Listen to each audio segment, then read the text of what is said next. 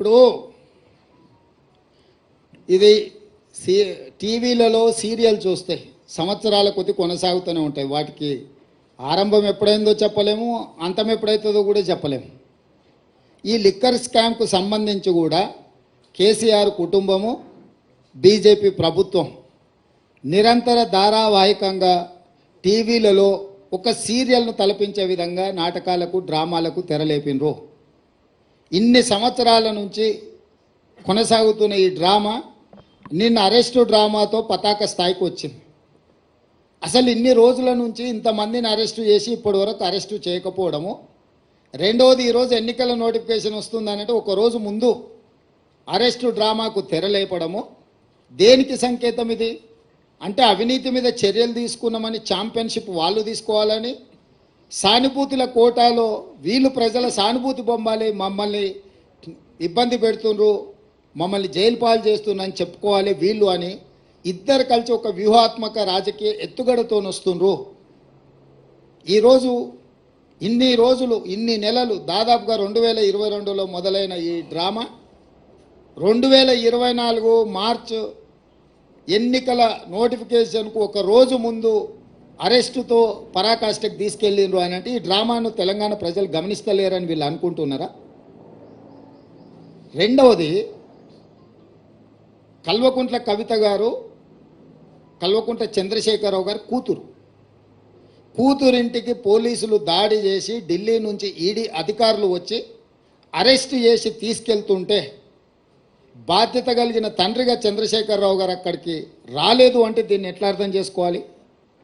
రెండవది, తండ్రిగా కాకపోయినా కల్వకుంట్ల కవిత గారు శాసనమండలి సభ్యురాలు, టీఆర్ఎస్ పార్టీ నాయకురాలు, పార్టీ అధ్యక్షుడిగా శాసనమండలి సభ్యురాలని అరెస్టు చేస్తుంటే అక్కడికి రావాలి, అక్కడికి వచ్చే అధికారులను వివరాలు అడగాలన్న సంగతి చంద్రశేఖరరావు గారికి తెలియదా? పోనీ ఇప్పటి వరకు కూడా చంద్రశేఖరరావు గారు అరెస్టును ఖండించలేదు. అరెస్ట్ ఎందుకు జరిగిందో, తన పార్టీ శాసనమండలి సభ్యురాలను ఎందుకు అరెస్టు చేసిండ్రో ఇంతవరకు తెలంగాణ ప్రజలకు వివరణ ఇవ్వలేదు.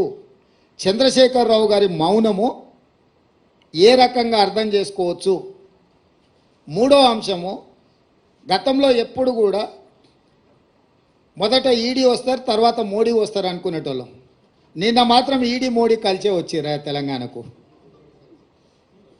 అంటే అవినీతి పరుల మీద చర్యలు తీసుకుంటున్నామనే ఛాంపియన్షిప్లో మోడీ గారు కోట్లు పడాలి, అయ్యో పాపం ఆడపిల్లని అరెస్టు చేసిందనే సానుభూతితోని బీఆర్ఎస్ కోట్లు పడాలి, సర్వేలని 12 సీట్లు కాంగ్రెస్ గెలుస్తుంది అని కోడై కూస్తుంటే రాజకీయంగా కాంగ్రెస్ పార్టీని దెబ్బతీయడానికి ఈ రకమైన ఒక చీప్ పొలిటికల్ టాక్టిక్స్ ప్లే చేస్తున్నారు. కాబట్టి ఇప్పటికైనా మోడీ గారు, కేసీఆర్ గారు ఈ డ్రామాలు కట్టిపెట్టి 10 సంవత్సరాలు మోడీ గారు తెలంగాణ ప్రజలకు ఏం చేసిండో, పేదలకు ఇండ్లు ఇచ్చిండా, రైతుల ఆదాయం రెండింతలు చేసిండా, ప్రతి సంవత్సరం 2 కోట్ల ఉద్యోగాలు ఇస్తా అన్నాడు, ఇప్పటికీ 20 కోట్ల ఉద్యోగాలు ఇవ్వాలి, తెలంగాణలో ఎన్ని ఉద్యోగాలు ఇచ్చిండో, స్విస్ బ్యాంకులో ఉన్న లక్షల కోట్ల రూపాయల నల్లధనాన్ని తెచ్చి ప్రతి పేదవాడి ఖాతాలో 15 లక్షలు వేస్తా అన్నాడు, ఆ 15 లక్షల రూపాయలు ఎంతమంది ఖాతాలో వేసిండు, మనకు ఇస్తా అన్న పునర్విభజన చట్టంలో బయ్యారం ఉక్కు కర్మాగారం ఎందుకు ఇవ్వలేదు, కాజీపేట రైల్వే కోచ్ ఫ్యాక్టరీ ఎందుకు ఇవ్వలేదు, ఐఐఎం ఎందుకు ఇవ్వలేదు, ఎన్టీపీసీలో ఇంకా 2400 మెగావాట్ల విద్యుత్తు ప్రాజెక్టులను ఎందుకు నిర్మించలేదు, గిరిజన యూనివర్సిటీ 9 సంవత్సరాలు ఆపేసి ఇప్పుడు ప్రారంభించడానికి కారణమేంది, మెట్రో విస్తరణకు అనుమతి ఎందుకు ఇవ్వలేదు, ఇట్లాంటి చాలా విషయాలలో బీజేపీకి సమాధానం చెప్పడానికి ఏమీ లేదు. కాబట్టి ఈరోజు ఈ అరెస్టులు, ఈ అవినీతికి వ్యతిరేకంగా మేము ఏదో చర్యలు తీసుకుంటున్నాం అన్నట్టుగా నాటకాలు ఆడుతున్నారు. ఈ నాటకాన్ని ప్రజలు గమనించాలి. మొన్న జరిగిన ఎన్నికల్లో మేము ఇచ్చిన మాట ప్రకారం ప్రజలకు అన్ని రకాలుగా సహాయంగా నిలబడి ఒక విశ్వాసాన్ని కల్పించి స్వేచ్ఛాపూరితమైన వాతావరణంలో పరిపాలన అందిస్తున్నాము. రాబోయే పార్లమెంట్ ఎన్నికల్లో కాంగ్రెస్ను దొంగ దెబ్బ తీయడానికి వీళ్ళిద్దరు కలిసి ఆడుతున్న నాటకము. ఒకవేళ ఇది నాటకం కాకపోయిన ఉంటే చంద్రశేఖరరావు గారు ఎందుకు ఇంతవరకు స్పందించలేదు? కూతురుని అరెస్టు చేస్తే తండ్రిగానైనా స్పందించాలి. ఒకవేళ అలా స్పందించినప్పుడు శాసనమండలి సభ్యురాలను, పార్టీ సభ్యురాలని అరెస్టు చేస్తే పార్టీ అధ్యక్షుడిగైనా స్పందించాలి. రెండు విషయాలలో వారు స్పందించలేదు, పత్రికా ప్రకటన విడుదల కూడా చెయ్యలేదు అని అంటే, నిన్న మోడీ గారు వచ్చిన వారు కూడా ఈ విషయాన్ని ఎక్కడ ప్రస్తావించలేదు. తెలంగాణ రాష్ట్ర పర్యటనలో మోడీ గారు ఉన్నప్పుడే నిన్న మధ్యాహ్నం 1:20 ఈడీ అధికారులు వచ్చారు. 5:20 కవిత గారిని అరెస్టు చేశారు. 7 గంటల తర్వాత ఢిల్లీకి తీసుకెళ్ళినట్టున్నారు.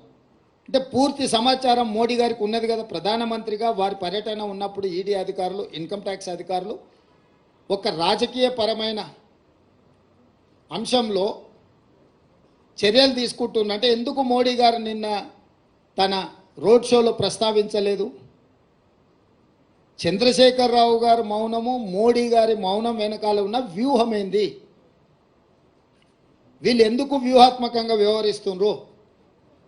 అరెస్టు నేను ఖండించలేదు చంద్రశేఖరరావు గారు, అరెస్టును మోడీ సమర్థించలేదు.